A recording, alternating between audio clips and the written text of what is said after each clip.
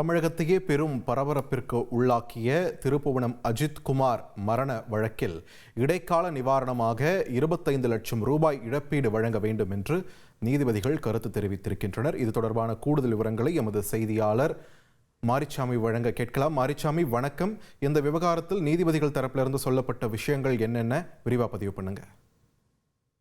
மடப்புறம் கோவில் காவலாளி அஜித் குமார் போலீசாரால் அடித்து கொலை செய்யப்பட்ட அந்த விவகாரத்தில் இடைக்கால நிவாரணமாக அவரது குடும்பத்தாருக்கு 25 லட்சம் ரூபாய் இழப்பீடு வழங்க வேண்டும் என மெட்ராஸ் உயர் நீதிமன்ற மதுரை அமர்வானது உத்தரவு பிறப்பித்திருக்கிறது. மேலும் அஜித் குமார் மரண வழக்கில் நீதிமன்ற உத்தரவை முறையாக தமிழக அரசு நிறைவேற்றி இருக்கிறது எனவும் தெரிவித்திருக்கிறது. வழக்கிற்கான அனைத்து ஒத்துழைப்புகளையும் தமிழக அரசு வழங்கி வருகிறது எனவும் நீதிபதிகள் தங்களது கருத்தை தெரிவித்திருக்கிறார்கள். வழக்கு பற்றி பார்த்தோமானால், மடப்புறம் கோவில் காவலர் அஜித் குமார் கொலை வழக்கு சிபிஐ விசாரணை செய்து வருகிறது. இந்நிலையில் தமிழ்நாடு அரசு பாதிக்கப்பட்ட குடும்பத்தினருக்கு என்ன உதவி செய்யப்பட்டிருக்கிறது என்பது குறித்து இடைக்கால அறிக்கை தாக்கல் செய்ய ஏற்கனவே உயர்நீதிமன்ற மதுரை அமர்வானது உத்தரவு பிறப்பித்திருந்தது.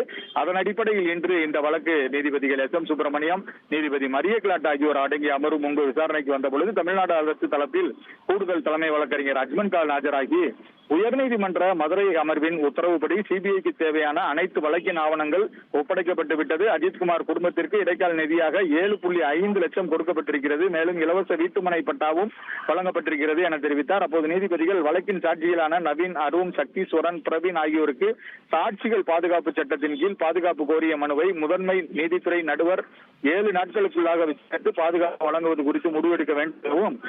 தமிழக அரசு 7.5 லட்சம் இழப்பீடாகவும் அரசு வேலைக்கு இலவச வீட்டுமனை பட்டா ஆகியவற்றை வழங்கி இருக்கிறது. இந்த இடைக்கால நிவாரணம் போதுமானதாக இல்லை. எனவே அரசு 25 லட்சம் ரூபாய் பாதிக்கப்பட்ட அஜித்தின் குடும்பத்திற்கு வழங்க வேண்டும் எனவும், கூடுதல் இழப்பீடு தேவைப்பட்டால் மனுதாரர் சம்பந்தப்பட்ட நீதிமன்றத்தை அணுகி நிவாரணம் பெற்றுக் கொள்ளலாம் என தெரிவித்து வழக்கை ஆகஸ்ட் 28 ஒத்திவைத்திருக்கிறார்கள். நன்றி மாரிச்சாமி, உங்கள் விரிவான தகவல்களுக்கு. ட்ரெண்ட ஃப்ரெண்ட் ஆக்கிக்கோங்க. தந்தி டிவியின் சப்ஸ்கிரைபர்ஸ் அண்ட் ஃபாலோவர்ஸ் குடும்பத்துல நீங்களும் இணையுங்க.